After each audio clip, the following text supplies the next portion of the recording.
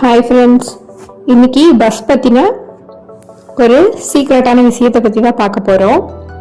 Bus mileage secret வெளியாயிருக்கு. Drivers கூட இதை பற்றி உண்மையை சொன்னது கிடையாது. அதை இன்னைக்கு நம்ம வீடியோவில் பார்க்க போகிறோம். வாங்க வீடியோக்குள்ளே போகலாம்.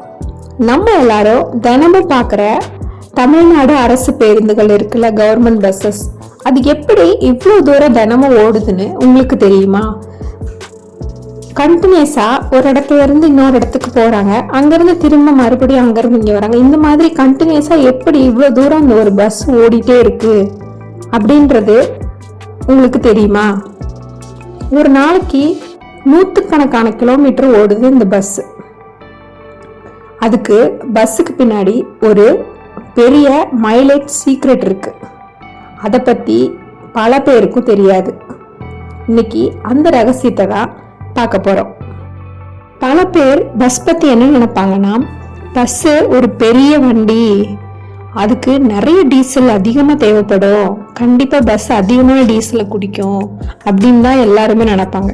ஆனா உண்மையில என்னன்னா, தமிழ்நாடு பஸ்ஸஸ் ஒரு கிலோமீட்டருக்கு, அதாவது 1 லிட்டர் டீசல் போட்டா 4 இருந்து 6 கிலோமீட்டர் வரைக்கும் மைலேஜ் தருது.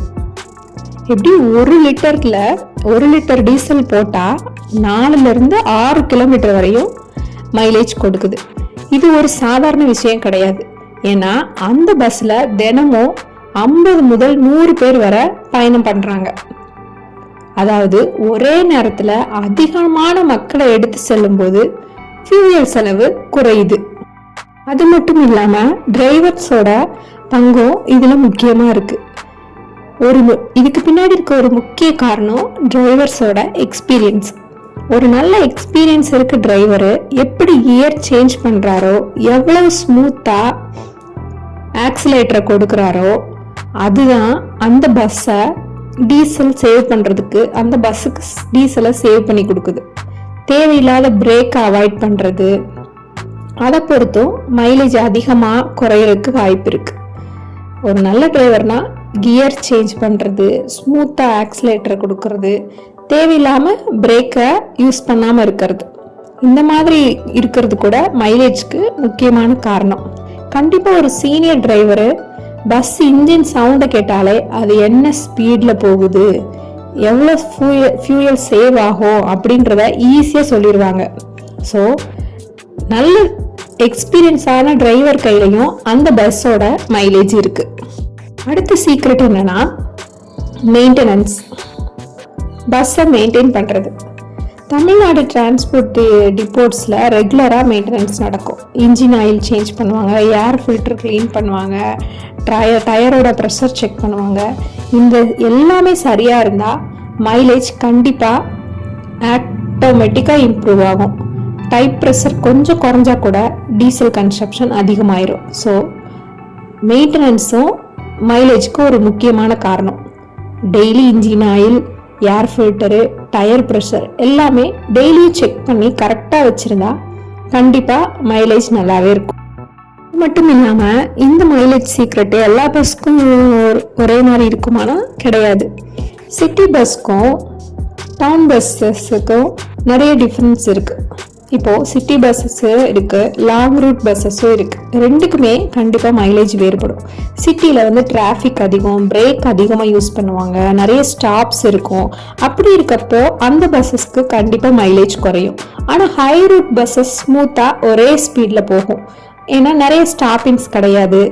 மெயின் ரோடில் பைபாஸில் போகிறனால அதிகமாக பிரேக் யூஸ் பண்ணுற தேவை இருக்காது. ஸோ அந்த மாதிரி பஸ்களில் கண்டிப்பாக மைலேஜ் அதிகமாக இருக்கும். ஆனால் சிட்டி பஸ்ஸஸில் அதிக ஸ்டாப்பிங்ஸ் இருக்குது, நிறைய டிராஃபிக்ஸ் இருக்குது. ஸோ அதில் மைலேஜ் கண்டிப்பாக குறையதான் செய்யும். அதனால தான் எஸ்சிடிசி பஸ்ஸஸ் சர்ப்ரைசிங்காக நல்ல மைலேஜ் கொடுக்குது. இன்னொரு இன்ட்ரெஸ்டிங்கான ஃபேக்ட் என்னன்னு சொல்லிட்டா, சில புதிய கவர்மெண்ட் பஸ்ஸில் மாடர்ன் BSI 6 இன்ஜின்ஸ் யூஸ் பண்ணப்படுது. இந்த இன்ஜின்ஸ் பொல்யூஷனை குறைக்கவும் ஃபியூயல் எஃபிஷியன்சியை அதிகரிக்கிற மாதிரியும் டிசைன் பண்ணியிருக்காங்க. அதனால பழைய பஸ்ஸஸை விட புது பஸ்ஸஸ் எக்கனாமிக்கலாக இருக்கும். ஆனால் டிரைவர்ஸ் எல்லாரும் ஒரே விஷயம் சொல்லுவாங்க, மைலேஜ் மட்டும் முக்கியம் கிடையாது, பேசஞ்சரோட சேஃப்டி தான் ஃபர்ஸ்ட். அதனால safe driving and fuel saving இரண்டையும் பேலன்ஸ் பண்ணி தான் அவங்க தினமும் பஸ் ஓட்டுறாங்க. இதெல்லாம் பார்த்தா நம்ம தினமும் டிராவல் பண்றது சாதாரண பஸ்ஸுக்குள்ளேயே எவ்வளோ பெரிய டெக்னாலஜி, எக்ஸ்பீரியன்ஸ், பிளானிங் இருக்குன்னு உங்களுக்கு புரிஞ்சிருக்கும்.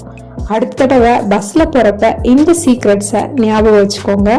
இந்த மாதிரி நிறைய இன்னும் இன்ட்ரெஸ்டிங்கான தமிழ் வீடியோஸ் பார்க்க எங்கள் சேனலை சப்ஸ்கிரைப் பண்ணுங்க. உங்களுக்கு இது மாதிரி வேற என்ன தகவல் தேவைப்படுதுன்னு கமெண்ட்ஸ்ல சொல்லுங்க. எங்கள் வீடியோவை லைக் பண்ணி சப்போர்ட் பண்ணுங்க. Thank you friends.